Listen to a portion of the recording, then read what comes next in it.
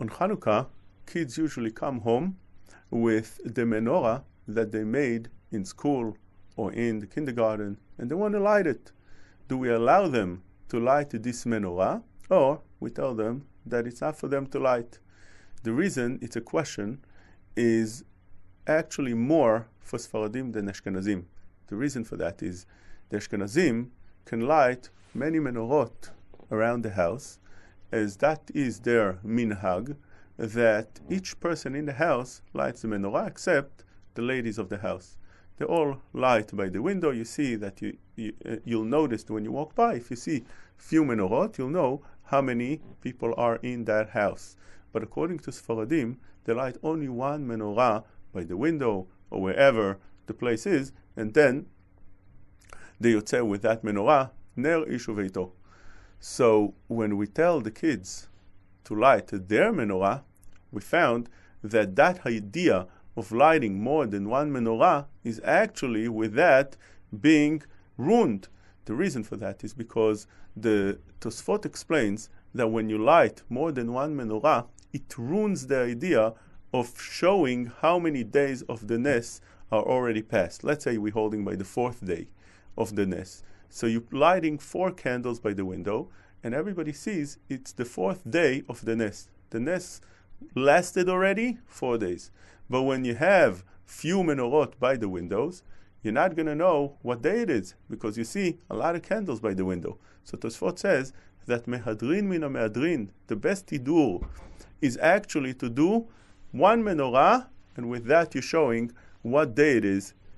And the problem is, when those little kids come with their menorah, they're expecting to light it, and they're looking and waiting for that night that their menorah could also be lit. They're actually ruining that idea, because now you're not going to know what day it is. Are we allowing them to light that menorah or not? Over here, we need to know that the halakha permits them, and even it's a good thing to let the kid light. The reason for that is, now we explain that even according to Tosfot, the Gra explains that if one lights one menorah here and another menorah on a different place, you'll be able to notice and know what day it is. If it's the 4th day, you'll see there's 4 candles here. And then there's another menorah in a distance from there that's showing how many candles, how many days it is, whether it's the 4th day, the 3rd day, the 5th day. With that distance, you'll be able to determine and understand. Also, according to Ashkenazim that light many menorot, the Rama says also, you put one further from the other, and with that, you'll notice what day it is. Sephardim custom is to light one menorah, and with that, everybody's yotze. But if a kid wants to light, we don't have to stop him from lighting, and let him light a little bit in the distance. Sephardi, an adult, can't light another menorah, because he's not allowed to say the brachot. How is he going to light another one?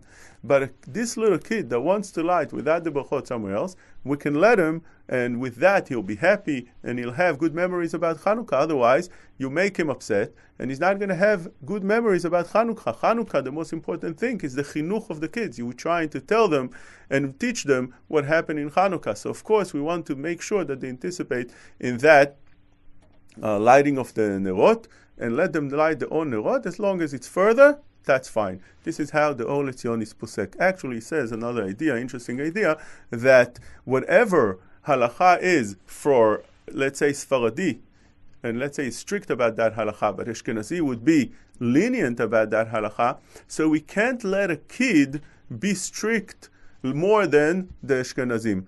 Whatever, if there are a certain edah, there are those that hold a certain leniency, you can't come tell a kid to be more strict than those that are lenient about it. Same thing vice versa. If Ashkenazi is strict about something and Sephardi is lenient about something, so if Ashkenaz kid wants to do like the Sephardim, we would allow them. That's why, for instance, if a kid wants to play toys on Shabbat, according to Shulchan Aruch, he says you shouldn't play toys on Shabbat. Kadur, you play ball, he says you shouldn't play ball on Shabbat.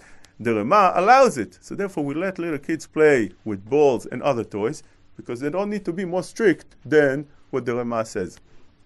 With that, he says that you can let a kid light the candles a little bit further, and that's fine.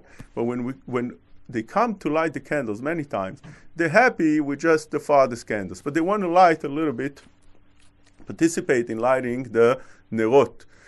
So what is the halacha? Can we allow them to light the Nerot Chanukah, light the Mehadrin, or light the main Ner, or light the Shamash? Which one are we allowed to let them? So we need to know that the main Ner, we shouldn't allow them, because in the Shulchan Aruch we found a machloket if a kid could light and be motzi with that, the adults. And la halacha, the poskim agreed that we shouldn't let a kid light and be motzi adults. They're not supposed to do that. Unless the kid is all alone, the adult should light and not the kid. Unless he's Ashkenaz kid, also he's not lighting to be motzi the adult, he lights his own candles, that's fine. But to light the main candle and be motzi with that, the household, that you shouldn't do.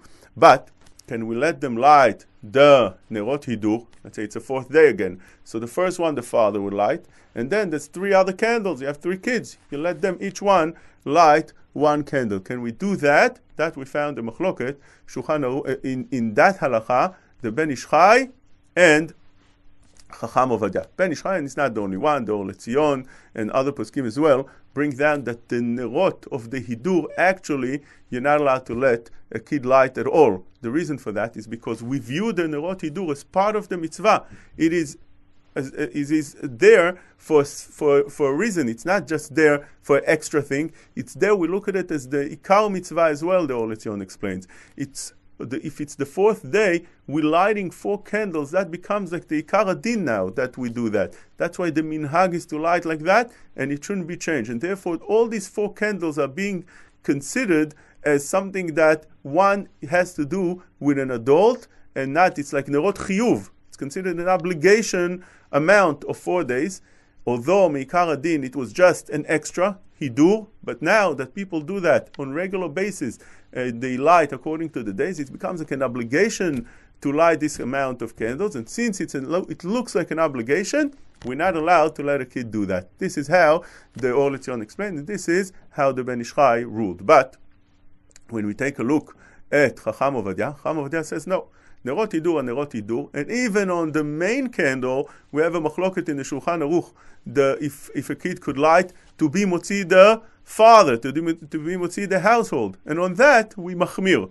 But that only on that we machmir, on the main candles. But the Hidur candles, we can be much more lenient. This is how Chacham Ovadia held la'alacha. Now, with that, Rav Shlomo Zalman explains that the Lashon of the Shulchan Aruch that says that a kid that lights, lo asa klum, it's like he didn't do anything. If he lights to be motzi the father, to be motzi the household, according to the Shulchan Aruch opinion, he brings two opinions, but according to the main opinion that is posek la'alacha, lo asa klum, it's like he didn't do anything. The Lashon didn't do anything shows that it's like the candles were lit by themselves. If we take a look at the Hidur candles, the extra 3 on the 4th day, and let's say they got lit by themselves. You have those candles that when you light them and you blow them out, then after a while it lights by itself. Let's say it lit by itself. Would we think that it has a din of Ner Chanukah, Ner of Hidur? Of course not. It needs to be lit by a person. And therefore over here, since a kid is doing it, it's like it was lit by itself, like a thunder came down, a lightning came down, and lit that candle. That's not a candle of Chanukah. That's considered nothing. Lo asa velo klum. If this is the way we look at it, of course, we can't let a kid light the Hidur. But again, Chacham Ovadia argued on that. When we come to the Shamash, the extra candle, over there everybody agrees that you can have the kid lighting that Shamash and make him happy. But we need to know the Sefer Kava Yashar that says that the Ner Shamash has a lot of Kedusha and needs to be treated as the other candles, and even could be even more. Chacham Ovadia, when he saw that psak from Kava Yashar, he argued on this very fiercely. He said the whole candle of the Shamash is only for those that want to benefit from the Nerot, so at least they benefit from the Shamash. You're not allowed to benefit from the Nerot themselves, so you benefit from the Shamash. It was given for the opposite from all the other Nerot. The other Nerot have Kedusha, Nerot alalu Kodeshem, ve'en lanu reshut leishtamesh behem. That Ner Shamash, that extra candle, is nothing at all. Of course, a kid could light it. Of course, it doesn't need to be treated with any kind of Kedusha. And with that, actually, we explain that if you want to let the kid light the Shamash candle, it has no problem at all.